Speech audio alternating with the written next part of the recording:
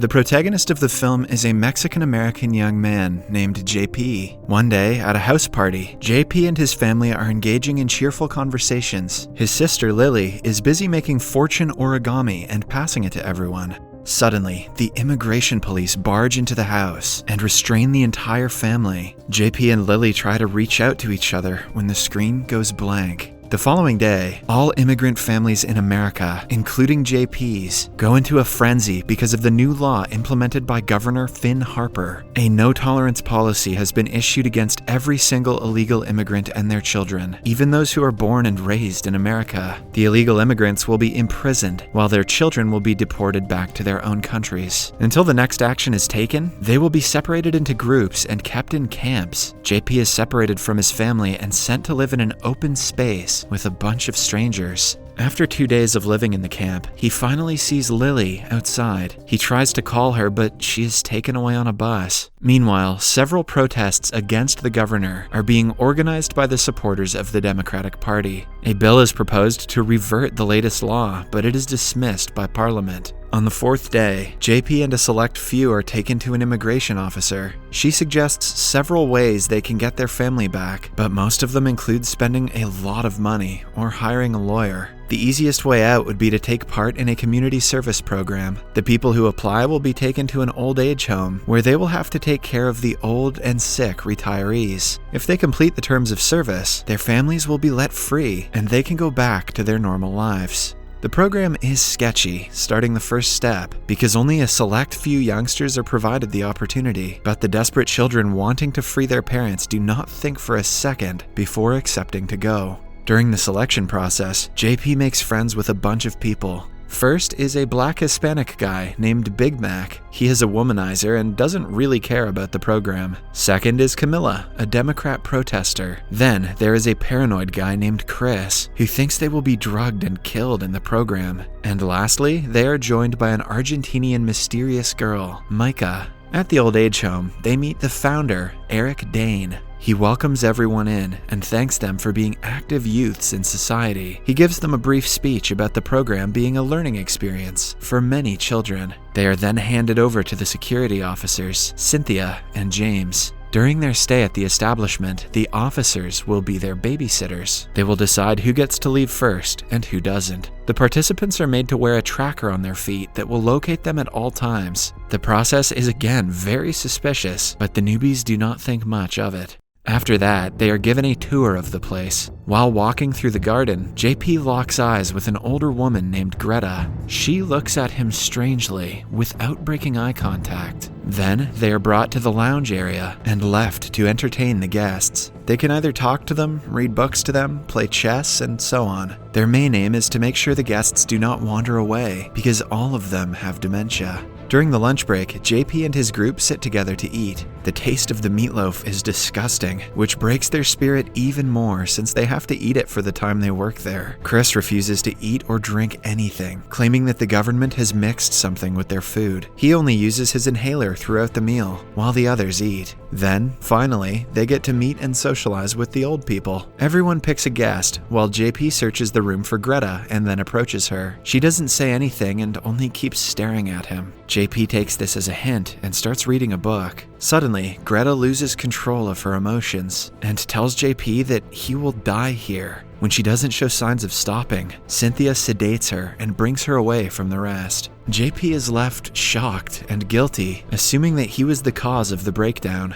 An entire day passes in the facility, but Chris still refuses to eat. The lack of nutrition causes him to turn more paranoid than he already is. He thinks the window on the back of the dining hall is one-sided, and someone is keeping an eye on them from the other side. The rest of the group doesn't believe him, so to prove himself, he tries to open the door. As a result, he is sedated and dragged away to the infirmary. Later that night, JP wakes up and goes to the toilet. On his way, he comes across an owl that flies away on seeing him. Seconds later, he hears a noise coming from the dark and sees a naked old woman staring right at him. She yells, "Virgil will set you free," and attacks JP. He freezes in shock until the security arrives and brings the woman away. They claim that she just ran away from her room, but JP can tell something is seriously wrong with her.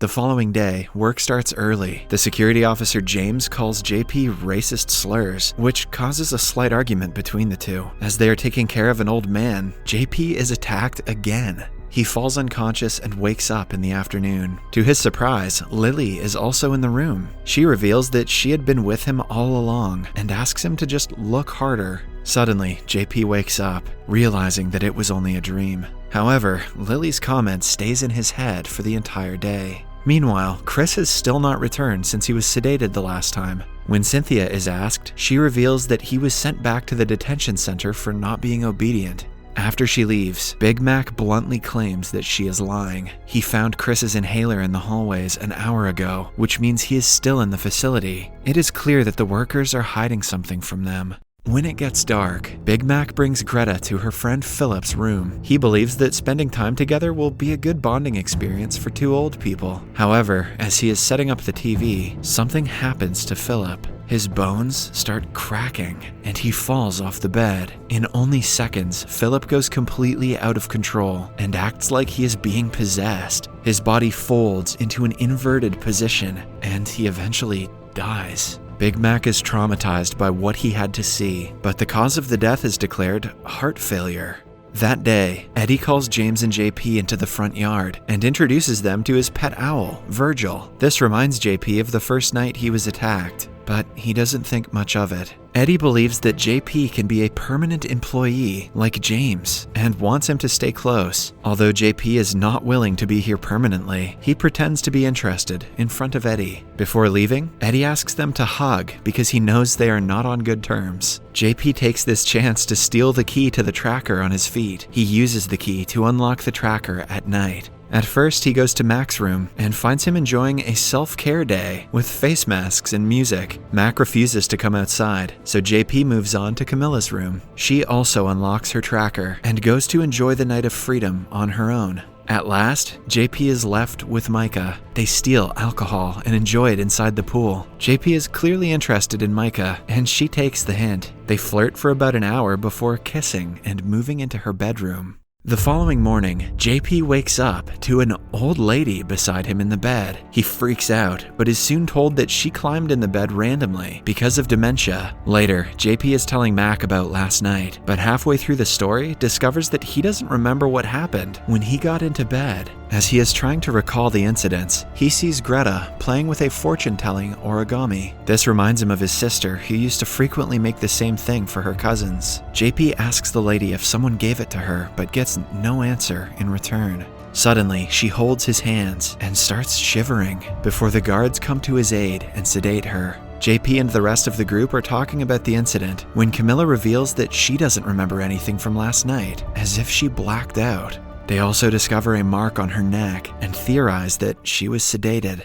When it gets dark, JP decides to search the facility. At first, he goes to the infirmary, where only the security guards are allowed to go. He approaches Greta and sees a butterfly tattoo behind her ears. The tattoo is identical to the one JP saw on his sister on the night their house was raided. It is now clear to him that the old lady he was taking care of is none other than his sister. However, before he can take any action, James finds him and knocks him out. The following day, the rest of the group is suspicious of JP's disappearance. They decide to snoop around Eddie's office to see if they can find something. Micah and Mac go inside, while Camilla stays outside to keep an eye on James. After searching around for a while, Mac finds the blueprint of some sort of grinding machine. They are almost caught when James comes into the room, but he fails to see them hiding in the corner. Somewhere else, JP wakes up in a wheelchair beside two people his age, but when they turn around, he is left speechless. One half of their face is old and wrinkly, while the other half is young.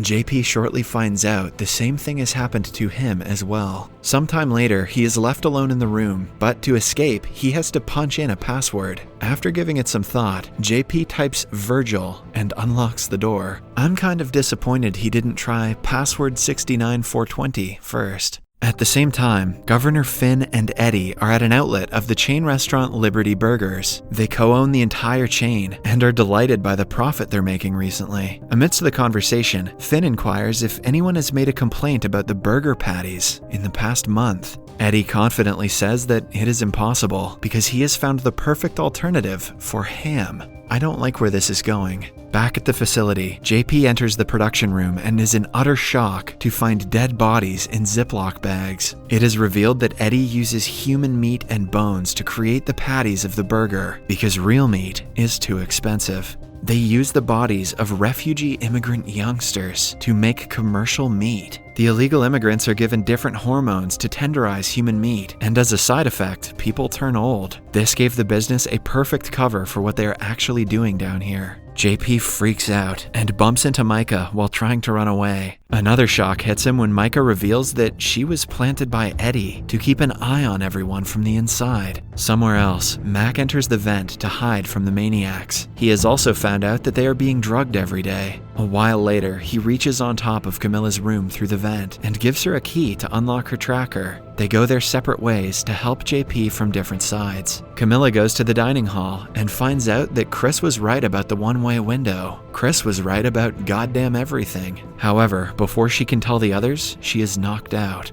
Upon waking up, half of her face has also aged. JP is by her side, telling her that they don't have much time. Although they are weak, they decide to plan an attack at night. At first, everyone, including the old people, make sure that Cynthia, Micah, and James are the only ones in the room. Then, they surround the three and proceed to attack them. JP tries to run outside, but while struggling against a guard, his urine bag is snatched away. He endures the pain and continues fighting. Eventually, Mac and the rest of the old people run outside, while JP, Camilla, and Lily end up in the production room. There, they find Chris, who is still alive. Suddenly, Eddie makes an attack, blaming JP for ruining everything. Since JP is weak, he is easily overpowered and put on the platform to be turned into ground meat. But at the last second, Camilla saves him. After that, Chris's bones start crackling. He grows aggressive and unstoppable because of the hormones. In an instant, he snaps Eddie's neck and kills him. As JP and the group walk away, Eddie is ground into thin meat. In the last scene, it is reported that Finn has fled the country and the entire burger chain has been stopped. JP's mother is let free, alongside all other immigrant parents who finally get to see their kids. Subscribe for more videos like this, turn on notifications, and leave a like to help the channel out. Thank you for watching.